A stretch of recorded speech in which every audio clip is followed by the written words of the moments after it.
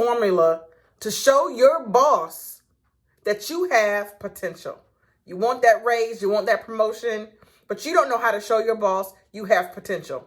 Hey everybody, this is Belinda.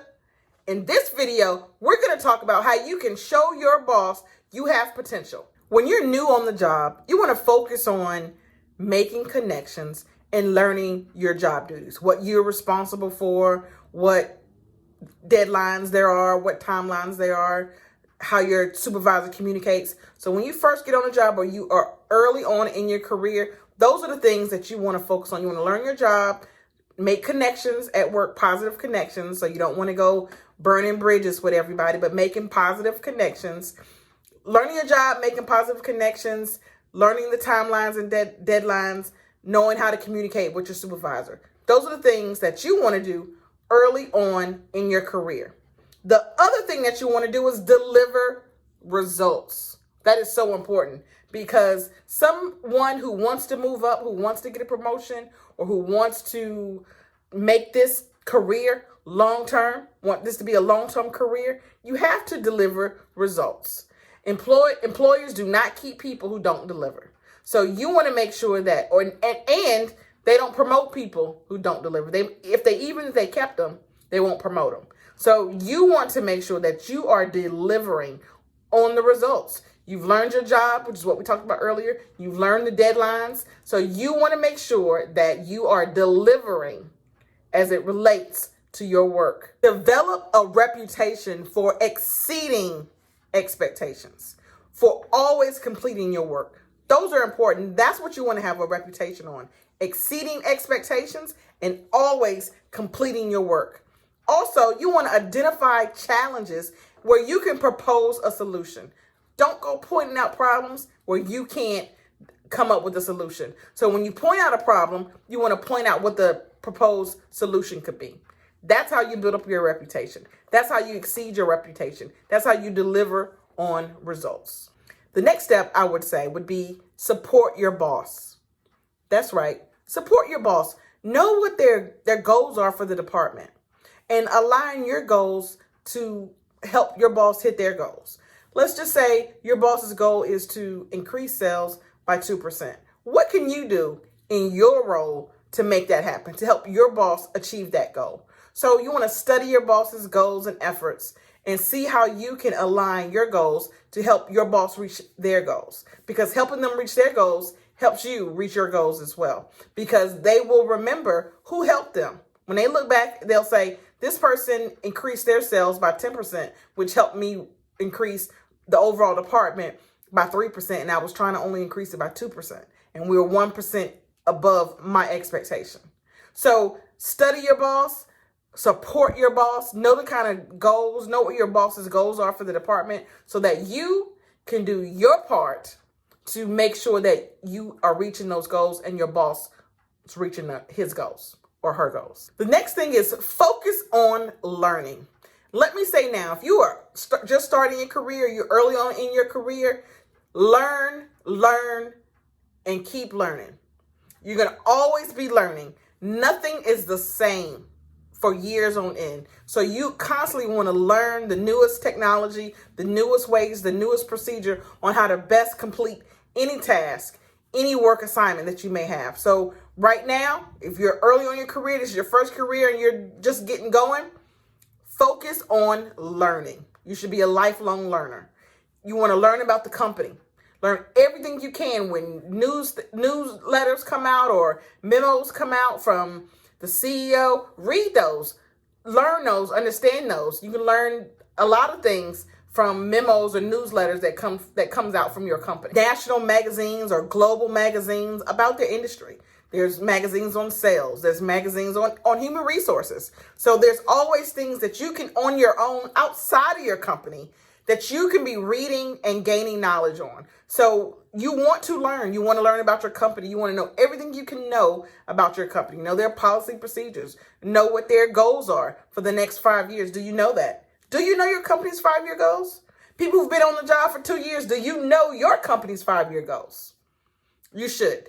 So you want to constantly be learning about your industry, Constantly learn what you can do. Again, it is not what your company can do for you, but what you can do for yourself. So you want to make sure that you're studying, that you're learning, that you're looking at different trends, that you are reading articles and magazines on how to best improve your abilities in the company that you're in. You can watch a lot of YouTube videos about your industry. So there's a lot of information out there right now that's giving you good education about different industries. Look for the one that's your industry, or look for the industry that you want to be in and start studying that. You want to focus on learning when you're in a new career. If you're just starting out early in a career, focus on learning.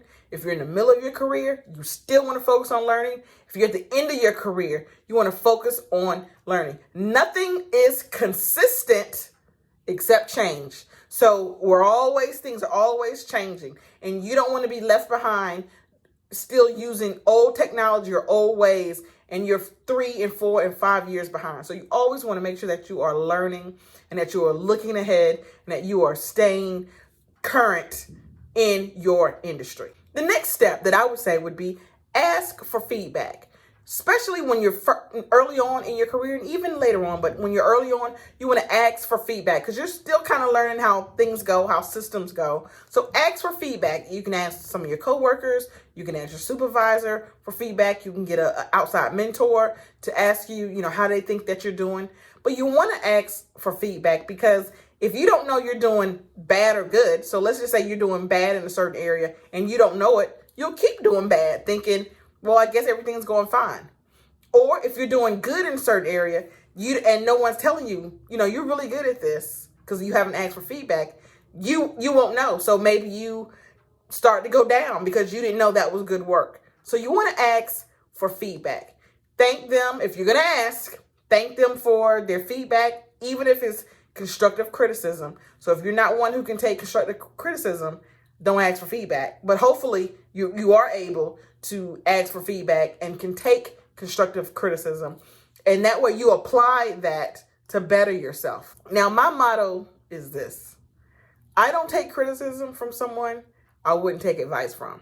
So if I would take advice from you, then I will listen to your criticism because I expect you to be honest. If I can take your honest advice on how to do something, I can take your honest criticism on something that I need to improve. So in the asking for feedback, you want to, whatever they tell you, if that's the person that you ask for feedback, you take their criticism, the good or the bad, and then you improve on that. You act on that. I have an employee who every year, she wants to know what she can do to better herself for the next year. The thing is this: when someone tells you what that thing is that you can do to better yourself for the next year, then apply it. Because it's pointless to, you ask for the advice, give the advice, 6 months down the line, you haven't applied any of that, and you're still at the same spot, and then you're still coming back with, what advice would you give? Well, I gave it 6 months ago. You didn't apply. You didn't apply any of it. So if you're going to ask for criticism, take that criticism in, or ask for feedback, better yet. If you're going to ask for feedback, take that feedback and apply it. So if they're saying you're doing really good at something, continue to do really good at that and see how you can even make it better. If they're saying, oh, you have some areas of improvement, make those areas of improvement to see if you can get to the satisfactory level and then to the exceeded level. The next tip: act on your knowledge. So you've gotten feedback, you learned something, you learn how to do something else. Act on it. Take that information and act on it. Look how you can apply those things that you learned, the knowledge that you've gained, and apply that to your current work. So if you're going to learn something, new, you want to apply it. It's use it or lose it. So you want to use the new thing that you've learned. If you ask for feedback and someone gives you feedback, use that feedback to get better. So when you get information, when you get knowledge, apply that knowledge. Sometimes you can't apply that knowledge right away, that the opportunity to apply the knowledge hasn't presented itself yet, but write it down and keep a list and review it so that when the opportunity does come up, you can apply that knowledge. So the next tip for that would be apply knowledge. That is the next tip. Before we go to the last tip, let me say right now, please stop what you're doing and subscribe to this channel. If you haven't already subscribed to this channel, please subscribe today. Also, hit the alert so that when a new video comes out, you will get the notifications. Subscribe below, hit the alert above. Thank you. And the last tip, be humble. Let your actions speak for themselves. Share the praise with the other team members on your team. But you always want to be humble. That will help your career early on. You won't look like it's all about me, or how can I win, or how can I benefit from this. You want to be humble. Let your actions, let your results speak for themselves. So to recap, the formula to show your boss that you have potential. Tip number 1, deliver results.